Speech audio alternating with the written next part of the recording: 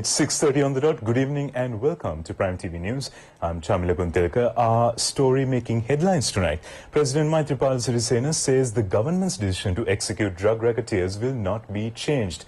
News in brief on this and more via our headlines first.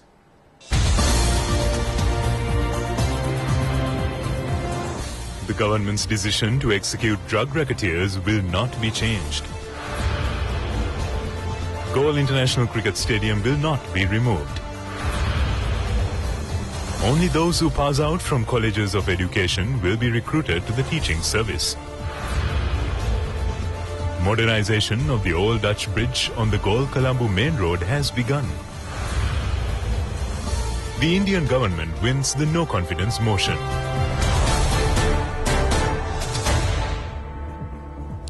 From News in Brief to In Detail, with our top story making headlines tonight, President Maithripala Sirisena says the government's decision to execute drug racketeers will not be changed. The president expressed these views during the inauguration of the construction of the China-Sri Lanka Friendship Hospital in Polonnaruwa. The construction of South Asia's biggest kidney hospital, which is a donation from the Chinese government, was commenced under the patronage of President Maithripala Sirisena. 12,000 million rupees will be spent to build the hospital. The construction of the hospital is scheduled to be completed on July 2020.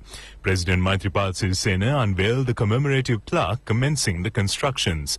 Speaking on the occasion, the president expressed his views about a news report published by a Sunday newspaper, which said that the president has given up the decision to execute drug racketeers.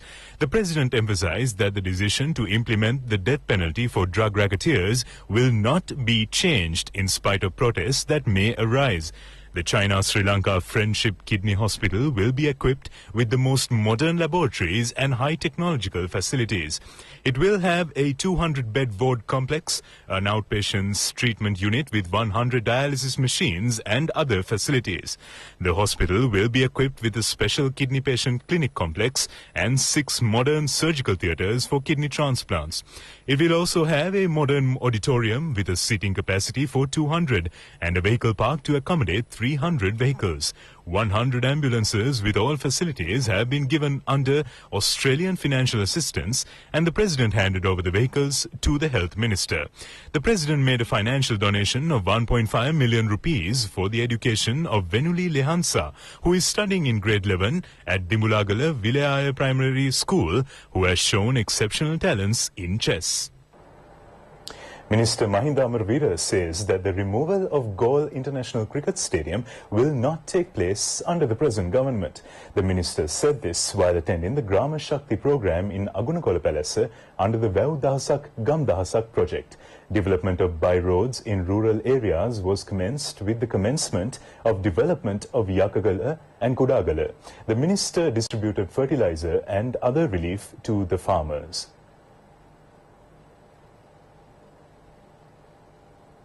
Minister Akila Biraj Karivasam says that in future, only those who pass out from colleges of education will be recruited to the teaching service. The minister said this while attending the conclusion ceremony of the 16th National Education Colleges Sports Meet. The ceremony took place at Akurasa Nilwala College of Education grounds. More than 1,500 took part in the meet, representing 19 colleges of education. Minister Buddhika Padirana was present on the occasion.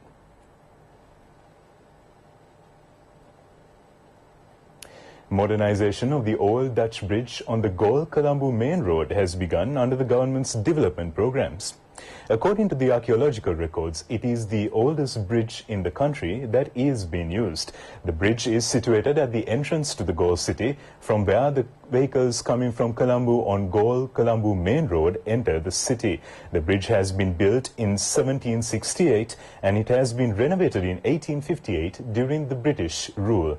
A severe traffic congestion occurs as the bridge is narrow, although the Galle road has been built with 4 lanes. The bridge is being broadened under the guidance of the Archaeological Department. It will be built to 4 lanes with lampposts at a cost of 45 million rupees.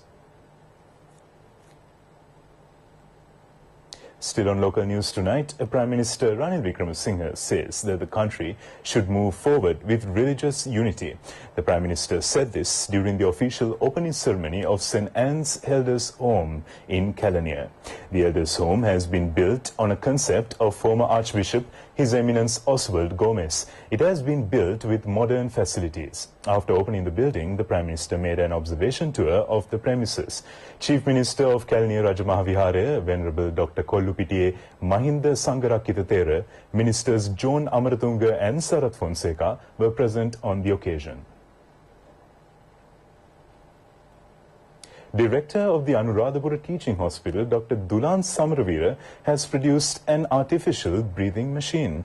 Patients as well as doctors face hardships due to the non-availability of artificial breathing machines. Assistance of 4 workers are needed at present to take patients with respiratory diseases for further treatments to a hospital.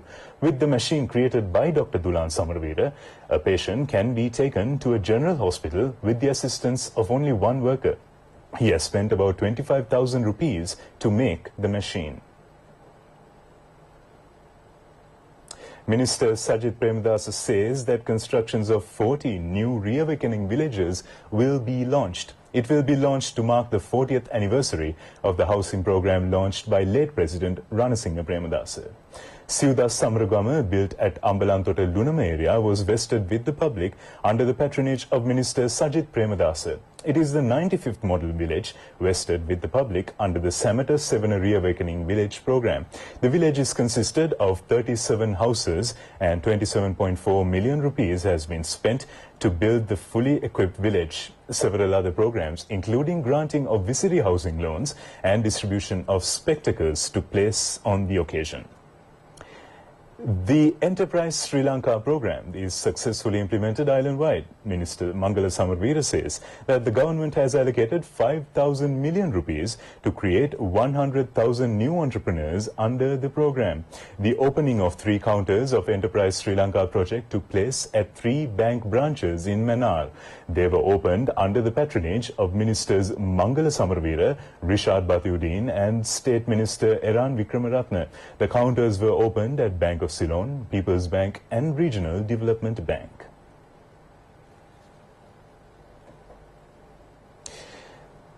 Gold biscuits worth 28 billion rupees have been found at the premises of Katunayaka International Airport. Customs media spokesman Sunil Jayaratne said that they have launched investigations into the incident. 3 suspects have been arrested with 50 barrels of ethanol valued at about 6.5 billion rupees. The stock of ethanol was seized last night during a raid conducted by the Special Operations Unit of the Excise Authority. The suspects were arrested with a lorry and a motor car at Jayala Valigampiti area while transporting ethanol illegally smuggled out from the harbour. The officials seized 15 barrels there, and following questioning of the suspects, they found another 35 barrels from Pannala Makandura area.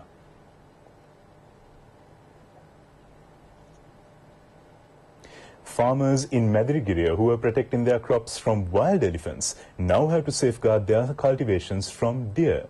Farmers in Madirigiriya Yayatuna cultivate their crops amidst many obstacles and stay up in the nights to protect them from wild elephants. But now they have to protect their paddy fields from deer.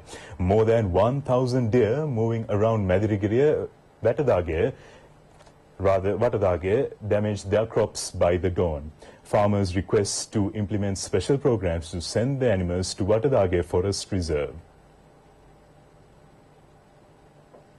A father of 4 has died following a wild elephant attack in Alahara area.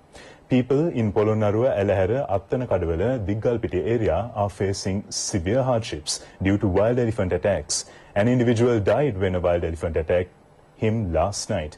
He had been attacked when he went out of the house to get a telephone call to his wife, who is overseas. People in the area say that 8 people died so far due to the attacks of wild elephants. Plenty of action from F1 in Hockenheim to come tomorrow. But in the meantime, this concludes our news bulletin for tonight. Prime TV News returns tomorrow, and in the meantime, you can log on to www.itnnews.lk for further information. Good night.